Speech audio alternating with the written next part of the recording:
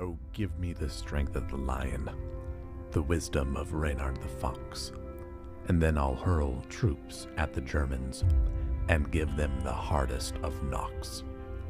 Oh, think of the warlord's mailed fist that is striking at England today, and think of the lives that our soldiers are fearlessly throwing away. Awake, O you young men of England, for if, when your country's in need, you do not enlist by the thousands, you truly are cowards indeed. Where are the men of England? Where are they? Where were the men of England when up to 1 million of the daughters of England, little vulnerable teenage girls, were being taken by racist rape gangs and raped and abused in the most terrible and heinous ways? Where were the men of England?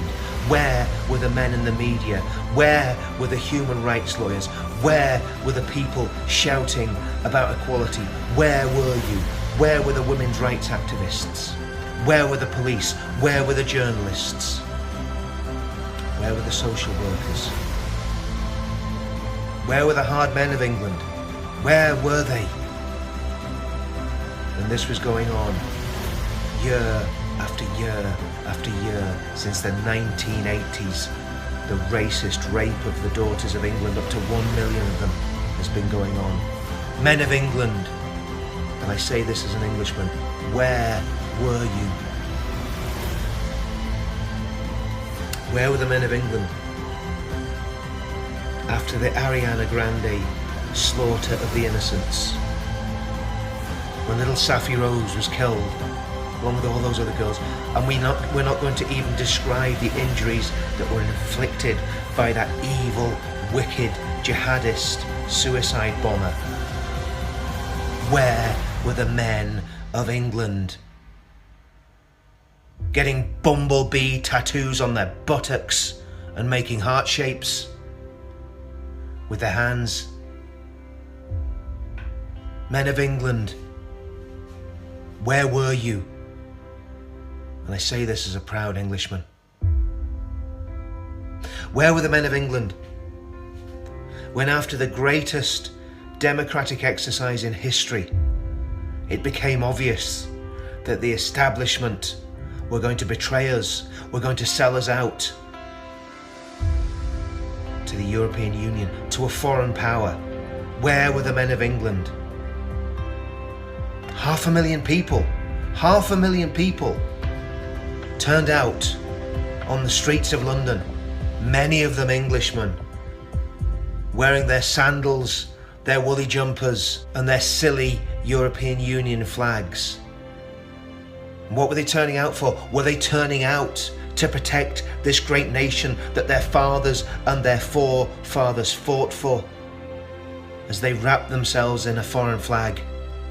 No, they were turning out not to protect democracy, but to demonstrate against it.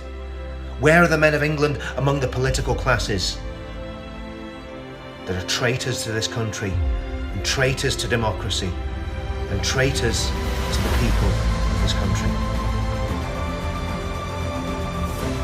Where were the men of England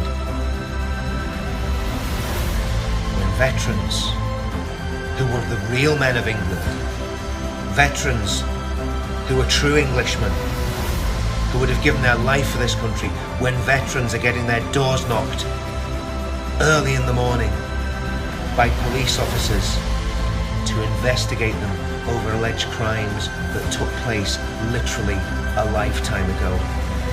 Where are the men of England standing up for pensioners who are veterans, who have been betrayed by government after government, and who have been pursued by vicious and insidious police officers? Well, I believe there are men of England. When I look at PC Keith Palmer, a veteran and a police officer, guarding Parliament when that jihadist maniac in 2017 leapt over the wall after mowing people down on Westminster Bridge and started trying to attack Parliament. And that police officer who was unarmed, think about that, what a scandal that was, who was unarmed, tried his best to fight that jihadist off, and he gave his life protecting democracy. Think about this, he was one of the men of England, but his cowardly boss sat and cowered in a car within earshots of the screams of one of his colleagues as he was butchered in the grounds of Parliament. There are men of England. I think of my friend Simon Bean, a war hero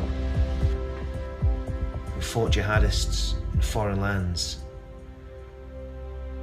I think of my friend Mike Howell,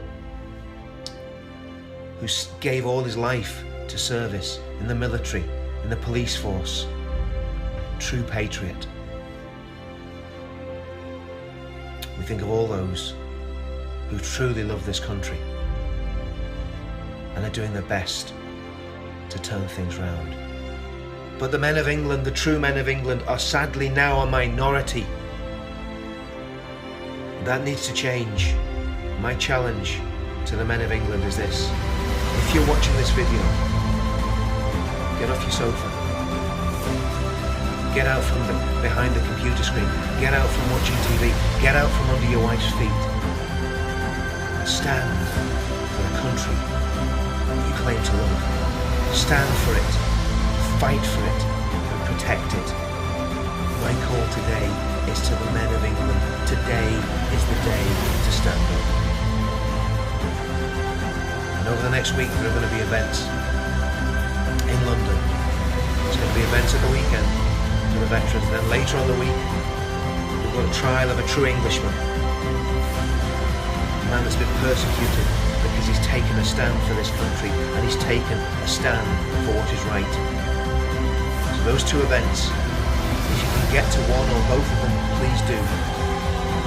The first one's in London, and it's a great gathering of veterans and their supporters. So it's not just for veterans, it's for everybody that supports the veterans and wants to see these prosecutions stop.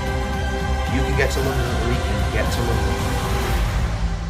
And then later on in the week, we've got Tommy's trial on the 4th and 5th of July.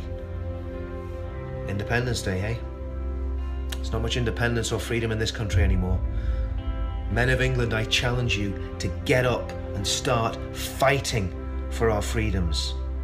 Fighting for what is right. And put your boots on the ground and your boots to the ballot box. Wake up, men of England.